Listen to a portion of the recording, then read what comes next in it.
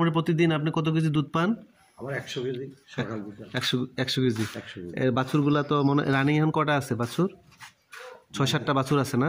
বকনা না? এই সব দিব একটা হইলো বেরেশ। আচ্ছা। বাকি বকনা।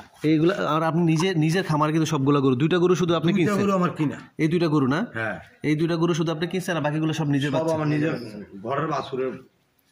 আচ্ছা, আর সংক্ষেপে আপনি ফ্যানগুলো কেন লাগে? ফ্যানগুলো গরমের জন্য। গরমের জন্য ফ্যান গরু কিন্তু ফ্যান লাগবে।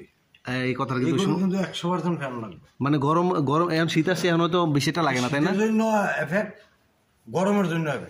শীতের জন্য কি করবেন? শীতের জন্য যদি আমরা ওই যে আমার এই লাইটগুলো বন্ধ করে দেই, হ্যাঁ বন্ধ করে দিয়ে এই লাইটটি আমি 200 পাওয়ারের আমার চার্জ করাই। আচ্ছা আচ্ছা।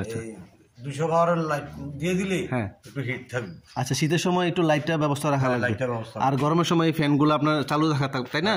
নাহলে কিন্তু গরু মানে একটু গরু এডি গরমও খুব কষ্টকর, শীতও কষ্টকর। আর এরিয়াটা আপনি ওই যে কতগুলো 14 এরিয়াটা একটু বড় রাখতে হবে, তাই না? এদিকে 14 ফিট আছে, ওইদিকে 14 ফিট আছে, যাতে গরুরা নড়াচড়া বা এই যে সব দিক দিয়ে আমরা সুবিধা। আর খাবার দাবারের কথাটা একটু আরেকবার বলেন। খাবার দাবার ন্যাচারাল কি কি খাবার? খানা সব আমার বুসি, এরপর ভুট্টা, সোয়াবিন, এরপর কুড়া। আর আপনার নিজের জমির ঘাস আর খের আছে? খের কমন। এই ন্যাচারাল খাবারটা খাওয়াচ্ছেন, এটা হচ্ছে সবচেয়ে বড় বিষয়। আচ্ছা আচ্ছা, ঠিক আছে। যারা নতুন করতে চান, চাচার যে কথাগুলো বলছে, বারবার একই কথা বলছে, পরিষ্কার পরিচ্ছন্নতা, তারপরে যে প্রত্যেকটা গরুকে নিজে আগে দেখতে হবে খাবার খাচ্ছে কিনা।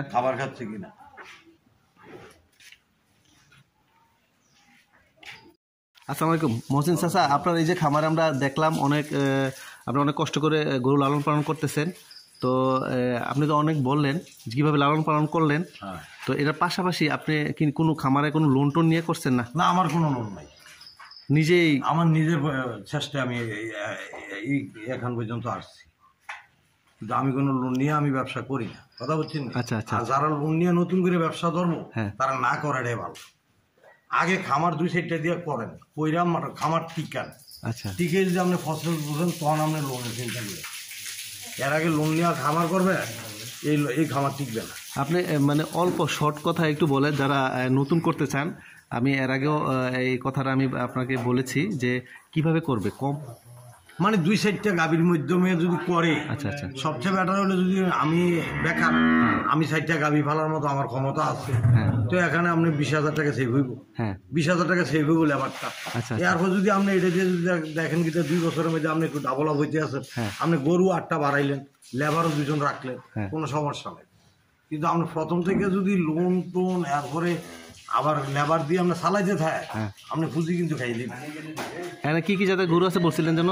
আমার সব অস্ট্রেলিয়ান ফ্রিজিয়ান। আসসালামু আলাইকুম সুপ্রিয় দর্শক, মহসিন চাচা আসলে আমরা খামারে তার বক্তব্য শুনেছি এবং আরও শুনব।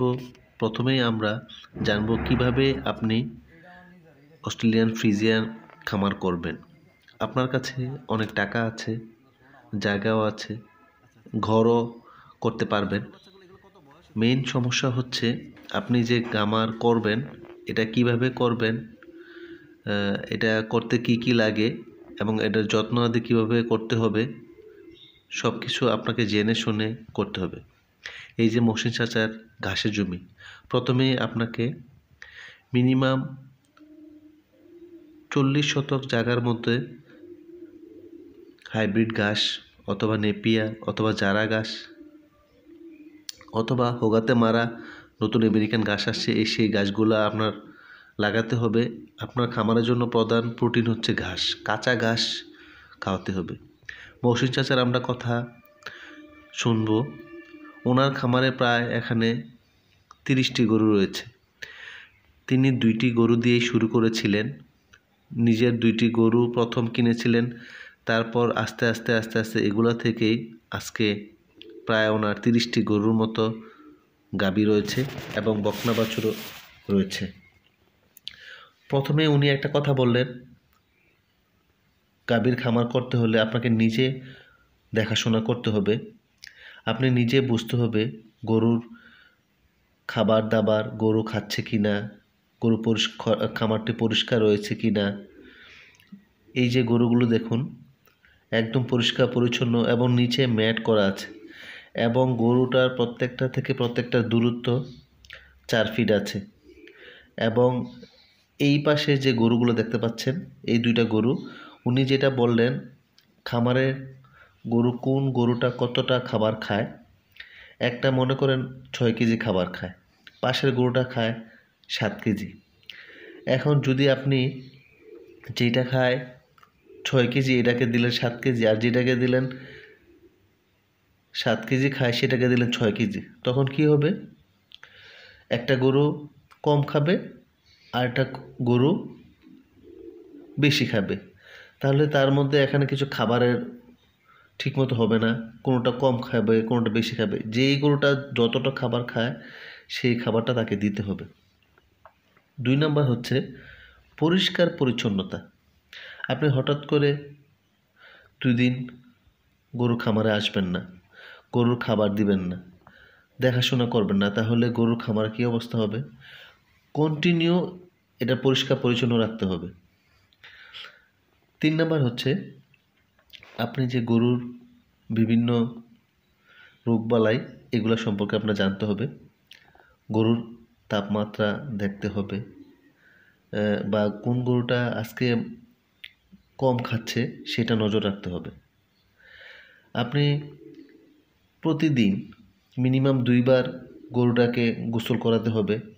যেহেতু এখন শীতকাল তাহলে 1 বার করালে হবে, যেহেতু এগুলো অস্ট্রেলিয়ান ফ্রিজিয়ান, এগুলো আসলে বাইরের দেশের গরু বাংলাদেশের তাপমাত্রার সাথে একটু গরম থাকে গরুগুলো।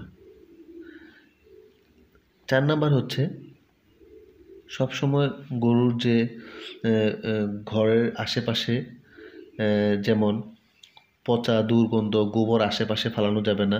গোবরটা আপনি একটু দূরে একটা নির্দিষ্ট জায়গায় অথবা কিছু কম্পোস্ট বা একটা আলাদা জায়গায় রাখতে হবে, যাতে পচা মশা মাছি যেন ওদেরকে খুব সহজেই যেন আক্রমণ করতে না পারে।